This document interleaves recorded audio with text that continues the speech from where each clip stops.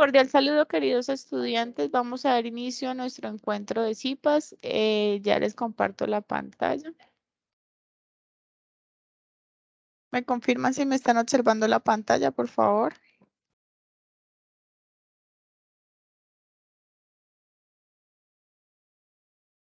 Sí, sí, señora. Bueno, queridos estudiantes, desde la semana pasada empezamos la unidad 2. Esta unidad tiene por nombre Aplicación de cuantificadores y proposiciones categóricas.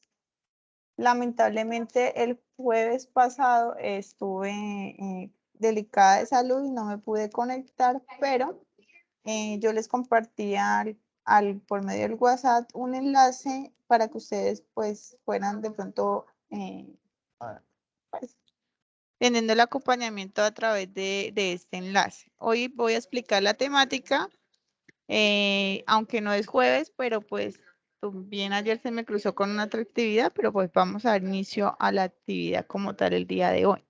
Recuerden que esta actividad, tarea 2, se habilitó el día 26 de septiembre y cierra el 16 de octubre. El resultado de aprendizaje que se espera en esta guía es que ustedes identifiquen los tipos de cuantificadores y proposiciones categóricas que le permitan dar solución a situaciones problemáticas. El ejercicio.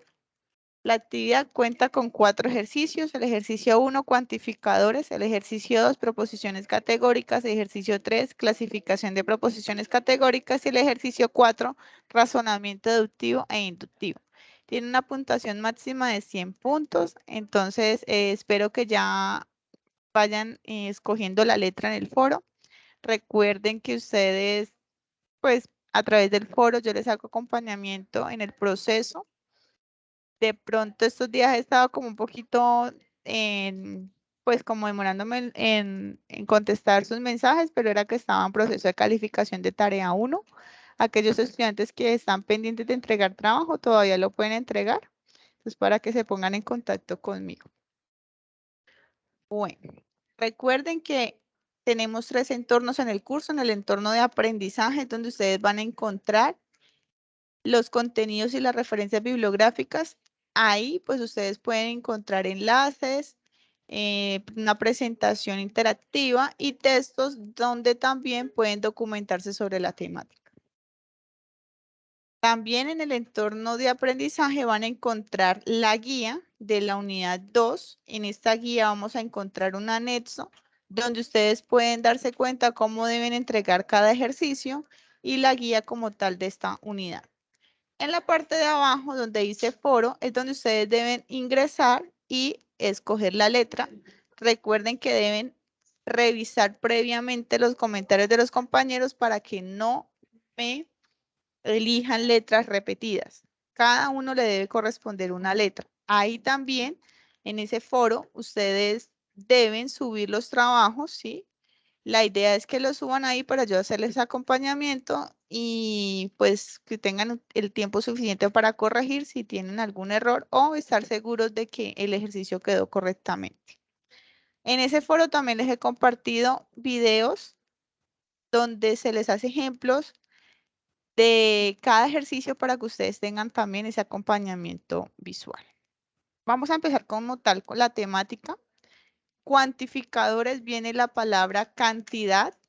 Yo quiero que ustedes se imaginen un conjunto y el cuantificador va a ser la expresión lógica que me va a determinar la cantidad de elementos que me cumplen con esa condición.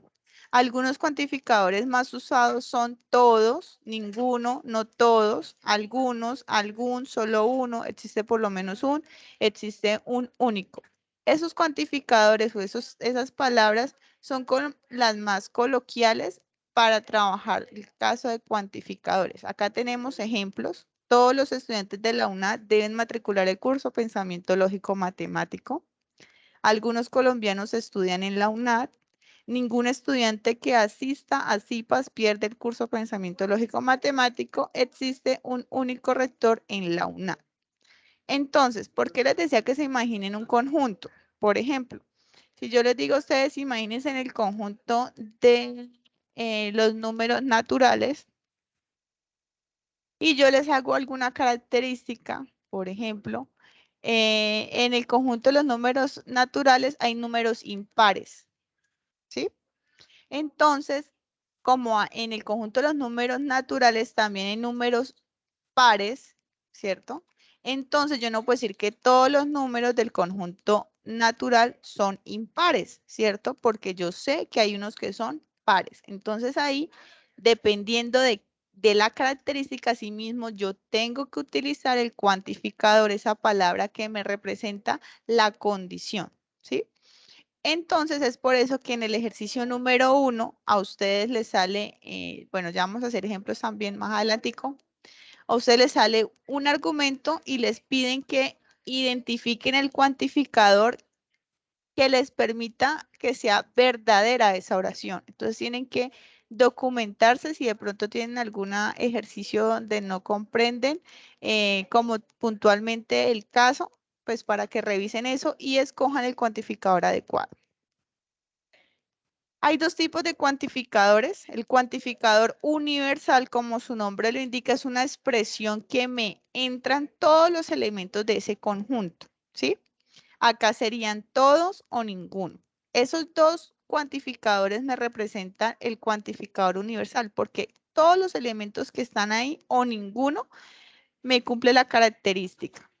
Cuando yo tengo la palabra todos, me representa un cuantificador afirmativo, pero cuando tengo la palabra ningún, me representa el universal negativo porque habla de la negación.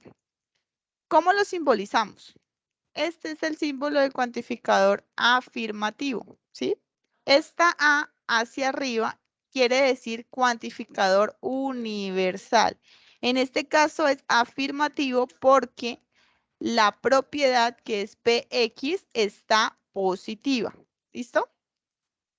¿Qué significa esto? Esto que está acá simbólicamente me dice que para todo X se cumple la propiedad. Pero en el caso del universal negativo, mire que la propiedad está negativa, ¿sí? Con el signo de negación. Este signo ustedes lo vieron en la actividad pasada, que es la negación. Pero el símbolo de cuantificador universal, que es la A, mire que está positivo. Lo que debe quedar negativo siempre es la propiedad. En este caso me quedaría ningún X pertenece a y me cumple la propiedad, ¿cierto? O también puede darse el caso que para todo X que pertenece a no se cumple la proposición o la propiedad, ¿listo? Entonces lo que debe quedar negativo siempre es la propiedad. ¿Vamos claros hasta ahí o hay alguna duda?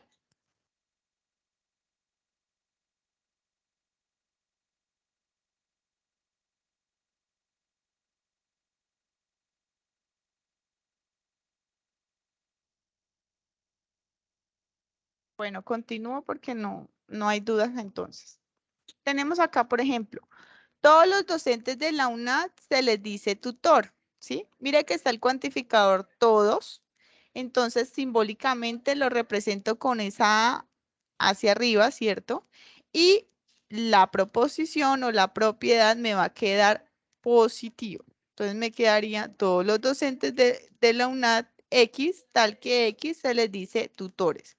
Esa sería la forma simbólica de yo representar ese argumento. En el caso de ningún ingeniero ambiental odia la naturaleza, tenemos en cuenta que como está la palabra ningún, ya es un universal negativo, pero lo que debe quedar negativo es la propiedad. Por eso me quedaría todos los ingenieros ambientales X, tal que X no odia la naturaleza, y esta es la forma de simbolizarlo. Continuamos en este caso. Para el otro tipo de cuantificador, que es el cuantificador existencial o particular, ya ahí vendría la palabra algún, algunos, existe, ¿cierto? Que me hacen referencia a que al menos algún elemento de ese conjunto me cumple con esa propiedad. Ya en este caso no entran todos los elementos, ¿cierto? Entonces, al ser unos poquitos casos, eso sería un cuantificador existencial o particular. puede llamarse de las dos formas. En este caso, algunos estudiantes asisten a las webconferencias, afirmativo. Algunos estudiantes no asisten a los B-Learning. Mire que ya estamos con la palabra no, entonces me representaría un existencial negativo. Y al tener, por ejemplo, existe un único rector en la UNAD, ya sería un existencial único porque me está tomando que solamente hay un elemento que sería el conjunto unitario en este caso. Esta E al revés, ¿cierto? Es el símbolo de cuantificador existencial. Y recordemos que para el caso del existencial negativo, también lo que se debe negar es la propiedad. Para el caso del existencial único, a la E se le agrega un signo de admiración que me significa o que significa existe un único que es el existencial único. ¿Listo? ¿Hasta ahí alguna pregunta?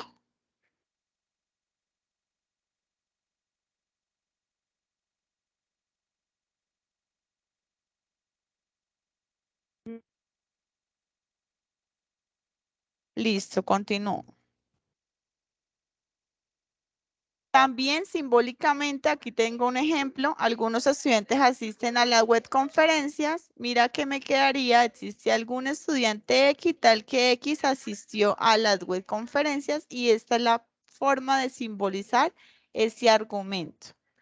Para el caso de algunos estudiantes no asisten a los B-Learning, me quedaría, entonces, algunos pasaría a ser, existe algún estudiante X, tal que X no asiste a los B-Learning. Y mire que acá la negación me va a quedar en la propiedad. ¿Listo? Vamos a hacer un ejemplo de cuantificadores. Ustedes en el ejercicio 1 van a encontrar como les decía, dos argumentos, pero van a estar incompletos. Lo que ustedes deben hacer es buscar el cuantificador que me genere que esta oración me sea verdadera. Por ejemplo, estudiantes matricularon el curso Pensamiento Lógico Matemático. Estudiantes de Pensamiento Lógico Matemática pierden la pretarea. Entonces, sería de esta forma. Algunos estudiantes matricularon el curso Pensamiento Lógico Matemático. Acá no puedo decir que todos, porque recuerden que ya hay estudiantes que van en 10º semestre o van en un periodo más adelantado, ¿cierto? Y pues ya el curso Pensamiento Lógico no lo van a matricular porque es un curso de primera matrícula. Entonces ahí la palabra más adecuada, el cuantificador sería algunos. En este caso, he puesto que nadie va a perder la pretarea, pues obviamente si estudian, ¿cierto? Entonces vamos a asegurarla con ninguno.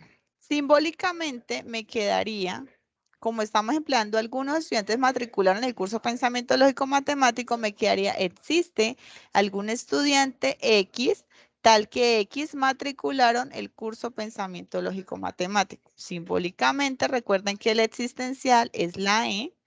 Y como está, me perdí, me perdonarán aquí que me equivoqué en esta parte. Quedó diferente es.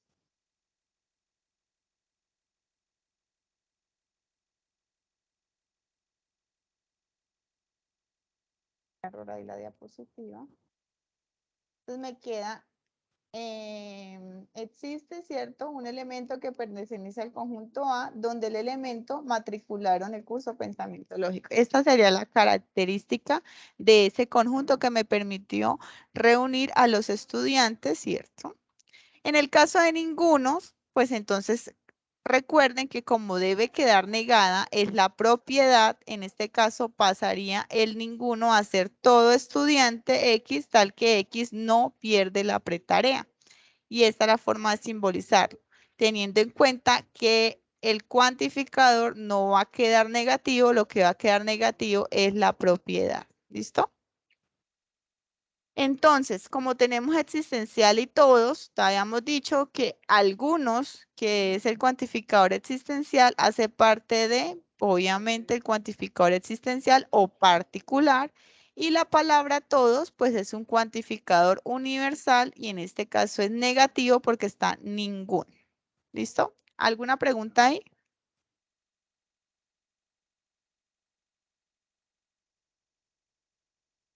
Ninguna. Bueno, continuamos.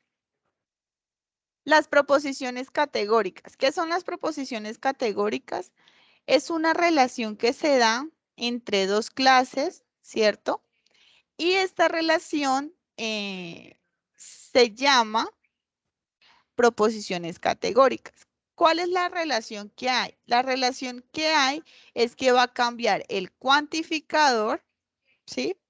Y solamente va a cambiar el cuantificador. De resto, mire que todas las otras partes son iguales. Por ejemplo, todos los matemáticos saben resolver ecuaciones. Algunos matemáticos no saben resolver ecuaciones. Entonces, mire que acá lo único que está cambiando es el cuantificador, pero lo demás de la oración está completamente igual. En el ejemplo 2, todos los estudiantes del 16.1 son aplicados y responsables. Algunos estudiantes del 16.1 son aplicados y responsables. Nuevamente podemos darnos cuenta que lo que cambia es el cuantificador, pero hay una relación en estas dos proposiciones, por eso decimos que es una proposición categórica. ¿Cuál es la relación? ¿Sí? La relación se da entre el sujeto y el predicado. ¿Qué es el sujeto y el predicado? Yo lo pongo en este término. El sujeto es donde se desarrolla el conjunto, ¿cierto? Lo que yo reúno. Pero el predicado es como la característica o la propiedad que me permite a mí reunir esos elementos. No sé si me hago comprender. Por ejemplo, si yo los... Acá ustedes son un conjunto, ¿sí? ¿Qué son ustedes? Estudiantes. ¿Y qué me permitió a ustedes reunirlos acá en esta sala de Teams? Pues que hay un algo en común, ¿cierto? Que son estudiantes del curso Pensamiento Lógico Matemático. Eso de estudiantes sería el sujeto, ¿cierto? Porque todos ustedes son estudiantes, pero la característica o la propiedad es lo que tienen en común. En este caso, pues que matricularon el curso Pensamiento Lógico Matemático. Hay 4 clases: universal afirmativa, universal negativa, particular negativa. Y en esto tienen que tener presente que lo que está cambiando es el cuantificador. Por ejemplo, todo S, o sea, todo el sujeto es el predicado. Ningún S es el predicado, algún S es el predicado y el particular, pues vamos a negar lo que es el predicado, ¿cierto? Esta palabrita es lo que llamamos la cópula. ¿Listo? ¿Vamos claros hasta ahí o alguna duda?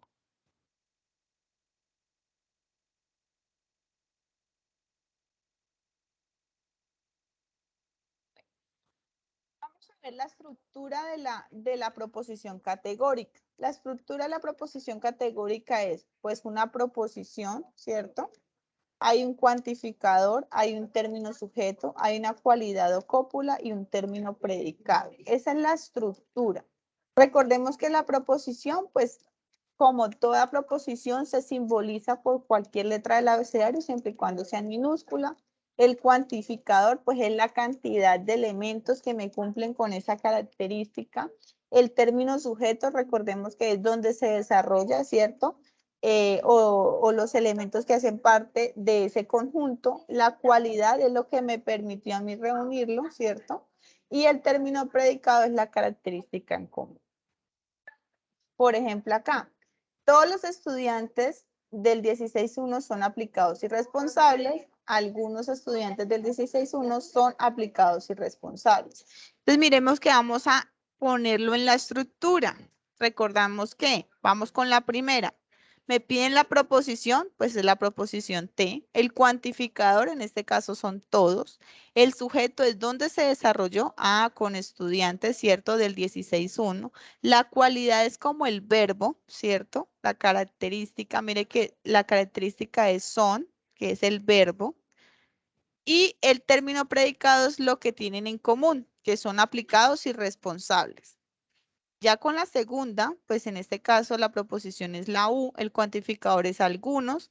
Mire que el término sujeto es lo mismo, la cúpula en este caso es la misma y el predicado también. ¿Listos? En este caso ya tenemos la estructura, que eso es lo que ustedes le están pidiendo en el ejercicio número 3, ¿cierto? La estructura.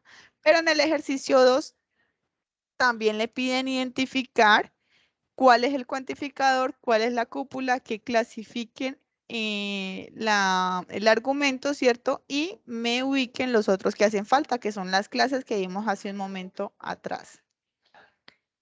Cuando yo ya tenga esa tabla, yo la voy a determinar en qué tipo de proposición es, ¿cierto? Entonces, el universal afirmativo es tipo A, el universal negativo es tipo E, el afirmativo es tipo I y el particular negativo es tipo O. Entonces, para este caso, lo que yo debo tener claro es el cuantificador y la cópula. En este caso tenemos identificado en la proposición T todos, que es el cuantificador, y son, que es la cópula. Entonces miremos que todos son, todo S es P, hace parte del tipo A. Entonces por eso decimos que la primera es tipo A porque me cumple la estructura, ¿cierto? En la segunda, ¿quién me quiere decir cómo la voy a clasificar teniendo en cuenta los tipos de proposiciones? Identifiquemos el cuantificador y la cúpula. ¿Cómo lo puedo clasificar ahí? ¿Será tipo A, tipo E, tipo I o tipo O? Tipo I. Proposiciones tipo I, particular afirmativa. Es tipo I. ¿Listo? Entonces ya tengo tipo A y tipo I. Ahora yo voy a mirar el esquema, ¿cierto? Que está en la guía, el esquema. Y yo voy a ubicar la proposición T en el tipo A y la proposición U en el tipo I. Y esa sería la relación que hay entre esas dos proposiciones categóricas, las relaciones que son subalternas. ¿Listo? Eso sería lo que ustedes tienen que hacer en el ejercicio 3. ¿Alguna pregunta ahí?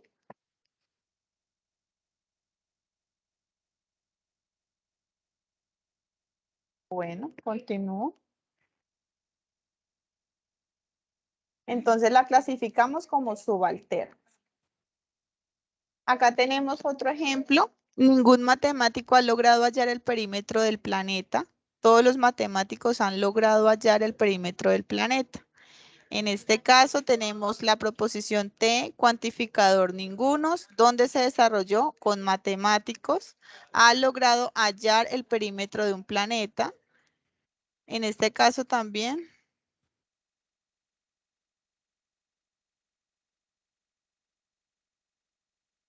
En este caso tenemos el U, todos matemáticos hallar el perímetro de un planeta. ¿Listo? Esa sería entonces la distribución. Y nuevamente, pues vamos a identificar qué tipo es. Tenemos ninguno y hallar. ¿Quién me dice cómo la clasifico? Proposiciones E, universal negativa. Bien, la tipo E. Y la segunda, Proposiciones A, universal afirmativa. muy bien, tipo A. Entonces me voy para el esquema y ubicamos T en la E y la U en la A. Y la relación que hay es que son contrarias, ¿cierto? ¿Por qué son contrarias? Mire que acá estoy diciendo que ninguno ha logrado, pero acá estoy diciendo que todos. Me estoy contradiciendo. Entonces ahí es la relación que se da entre esas dos. ¿Alguna pregunta en esa parte? No, señora. Bueno, continuamos. Entonces, acá tenemos, ustedes en el ejercicio 2 les dan un argumento, ¿cierto? Les piden que identifiquen el cuantificador y la cópula. Entonces, en este caso tenemos cuantificador algunos, la cópula no son, ¿cierto? Les doy un consejo, ¿cómo identificar la cópula o la cualidad? Es donde ustedes identifican que deben poner la negación, ¿sí? Entonces, donde está el no, la palabra que está acompañada por el no sería la cualidad. ¿Listo? Esa sería como una forma muy sencilla para ustedes identificar claramente cuál es la cualidad de la cópula. En este caso, como tengo cuantificador, ¿cierto? Y la cópula, ¿en qué tipo la puedo clasificar? Algunos y no son. ¿Será tipo A, tipo E, tipo I o tipo O? Tipo O, particular negativa. Muy bien, es tipo O. Entonces, ya la tengo que es particular negativa, ¿cierto? En este caso, como tengo particular negativa y son 4, pues yo debo escribir cómo me quedaría esa oración de forma que me representen las otras 3 que no las tengo, ¿cierto? Entonces, ¿cuál me hace falta? Universal afirmativa, universal negativa, particular afirmativo. Entonces, mire que me quedarían de esta forma. Todos, ¿cierto? Ya me cambia el cuantificador, todos esto lo hice con otro ejercicio. Qué pena con ustedes, pero lo cambio de una vez. Me quedaría todos los estudiantes. No sé por qué me quedó diferente esto. Todos los estudiantes, ¿cierto? Del curso Pensamiento Lógico Matemático son del periodo 16.1. En la negativa, ningún estudiante del curso Pensamiento Lógico Matemático, aquí puedo cambiarle el del periodo 16.1, ¿cierto? O puedo poner ninguno de los estudiantes son del 16.1, ¿sí? Tengo que darle sentido a la oración, entonces le puedo agregar unas palabritas para poderla dar sentido. O también yo la había podido poner, un segundito acá, también la había podido poner todos los estudiantes del curso Pensamiento Lógico Matemático no son del periodo 16.1 y también estoy hablando del cuantificador negativo. ¿Listo? Me quedaría el afirmativo, entonces, algunos estudiantes, perdón.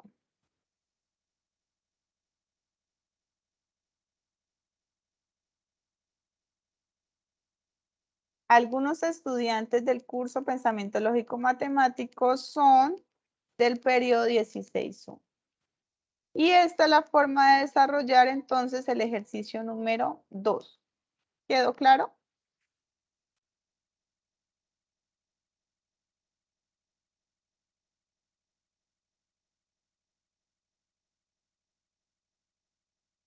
Bueno, el silencio me dice que sí. Vamos al razonamiento. ¿Qué es el razonamiento?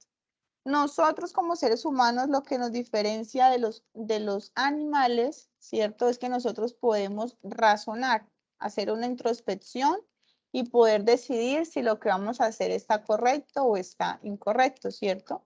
Mientras que los animales se dejan llevar más por el instinto y hacen lo que sienten. Aunque muchas veces nosotros, por no saber controlar nuestras emociones, terminamos embarrándola y ya cuando nos pasa de pronto la rabia o la ira, caemos en cuenta que hemos cometido un error, ¿cierto? Pero nosotros como seres humanos tenemos la capacidad de razonar. Hay dos tipos de razonamiento, el razonamiento deductivo. El razonamiento deductivo va de lo general a lo particular, ¿sí? Acá, por ejemplo, tenemos dos premisas y una conclusión. Siempre está esa estructura en la parte de razonamiento. En la premisa 1 tenemos todos los artistas son banqueros. En la premisa 2 todos los banqueros son cantantes. Y la conclusión, todos los artistas son cantantes. acá podemos darnos cuenta que yo no me estoy saliendo de la temática, ¿sí? Y la conclusión está inmersa en esas premisas. En pocas palabras, no me salgo ni incremento nada ni quito nada del argumento. ¿Listo? Entonces voy de lo particular, perdón, de lo general a lo particular. El razonamiento inductivo va de lo particular a lo general. Por ejemplo, yo acá siempre hago el ejemplo de cuando nosotros tenemos una relación amorosa, ¿cierto? Y aquellos, bueno, hay personas que nos ha ido mal, ¿cierto? Y tratamos de decir que son los hombres, bueno, nos han puesto los cachos algunas personas, entonces tratamos de decir que todos los hombres, ¿cierto? Generalizamos de casos particulares, dos novios nos pusieron los cachos, entonces todos los hombres son unos perros, ¿cierto? Pero obviamente eso no es así, hay unos que no son así. Pero entonces, de algo que nos ha ocurrido, generalizamos. Eso es un ejemplo de razonamiento inductivo. La conclusión que yo saco es a partir de unas probabilidades, pero no quiere decir que sea verdadero eso.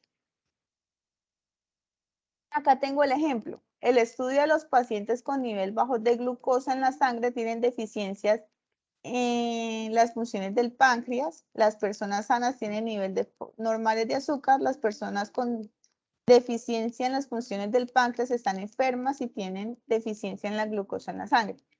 Como tenemos la estructura, dos premisas y una conclusión, yo lo que les indico es que nos ubiquemos en los puntos y donde está un punto, pues esa es una premisa, la que sigue y la última pues es la conclusión. De esta forma me quedaría la estructura. Es a ustedes en el ejercicio 4 les dan un argumento, les solicita que identifiquen las premisas y la conclusión. Cuando ya tienen la estructura, identifiquen si es de tipo inductivo o de tipo deductivo, ¿sí?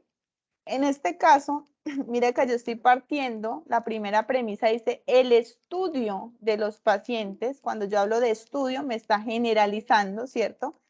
Luego en la segunda me están hablando de las personas y la última dice las personas con deficiencia en la sangre. Entonces mira que estoy partiendo de algo general a algo particular. Es decir, que es un tipo de razonamiento deductivo.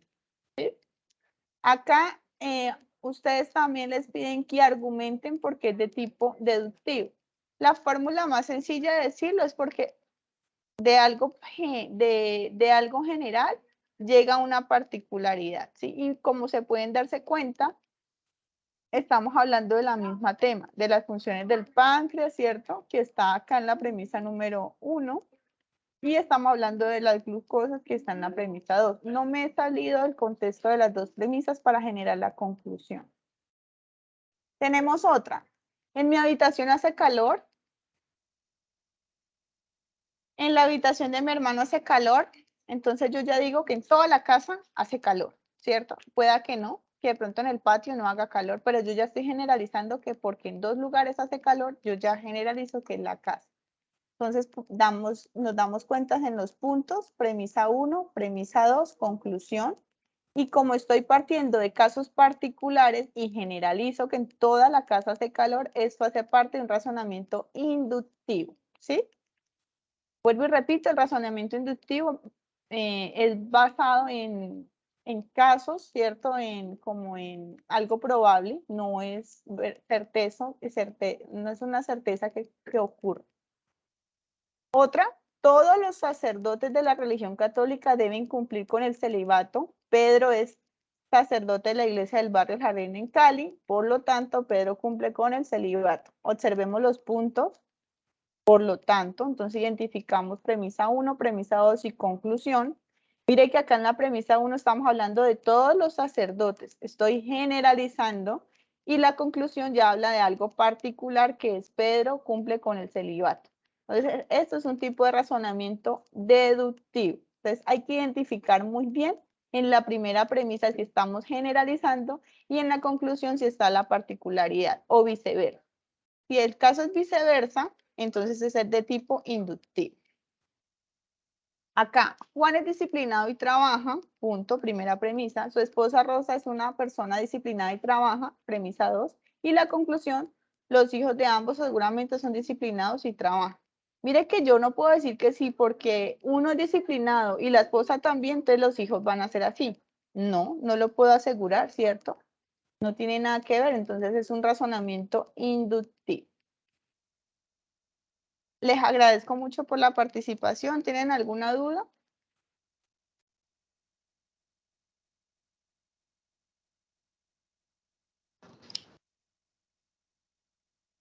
¿Alguna pregunta sobre la temática, estudiantes?